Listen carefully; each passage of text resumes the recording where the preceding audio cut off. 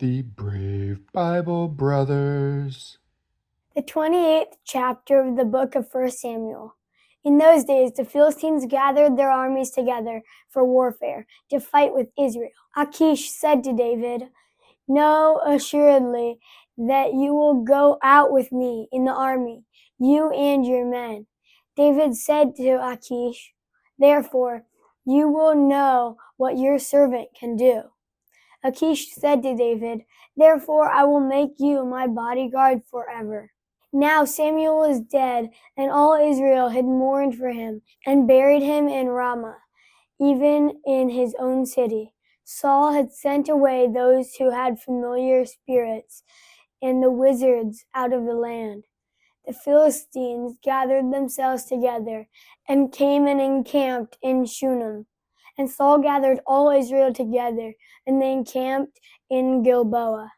When Saul saw the army of the Philistines, he was afraid, and his heart trembled greatly. When Saul inquired of Yahweh, Yahweh didn't answer him by dreams, by Urim, or by the prophets. Then Saul said to his servants, "Seek for me a woman who has a familiar spirit, that I may go to her and inquire of her." His servants said to him, "Behold, there is a woman who has a familiar spirit at Endor." Saul disguised himself and put on other clothing and went, he and 2 men with him, and they came to the woman by night. Then he said, "Please consult for me by the familiar spirit, and bring me up whomever I shall name to you." The woman said to him, "Behold, you know what Saul has done, how he has cut off those who have familiar spirits and the wizards out of the land. Why then do you lay a snare for my life to cause me to die?" Saul swore to her by Yahweh, saying, "As Yahweh lives, no punishment will happen to you for this thing." Then the woman said, "Whom shall I bring up to you?" He said, "Bring Samuel up for me." When the woman saw Samuel, she cried with a loud voice, and the woman spoke to Saul, saying, "Why have you deceived me? For you are Saul." The king said to her, "Don't be afraid. What do you see?" The woman said to Saul, "I see a god coming up out of the earth." He said to her, "What does he look like?"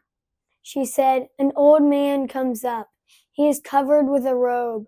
Saul perceived that it was Samuel, and he bowed with his face to the ground and showed respect. Samuel said to Saul, "Why have you disturbed me to bring me up?" Saul answered, "I am very distressed, for the Philistines make war against me, and God has departed from me and answers me no more by prophets nor by dreams. Therefore I have called you, that you may make known to me what I shall do." Samuel said, "Why then do you ask me, since Yahweh has departed from you and has become your adversary? Yahweh has done to you as he spoke by me. Yahweh has torn the kingdom out of your hand and has given it to your neighbor, even to David, because you didn't obey Yahweh's voice and didn't execute his fierce wrath on Amalek. Therefore Yahweh has done this thing to you today.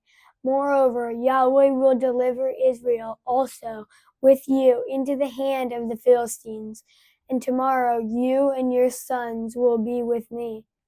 Yahweh will deliver the armies of Israel into the hand of the Philistines." Then Saul fell immediately, his full length on the earth, and was terrified because of Samuel's words. There was no strength in him, for he had eaten no bread all day long or all night long.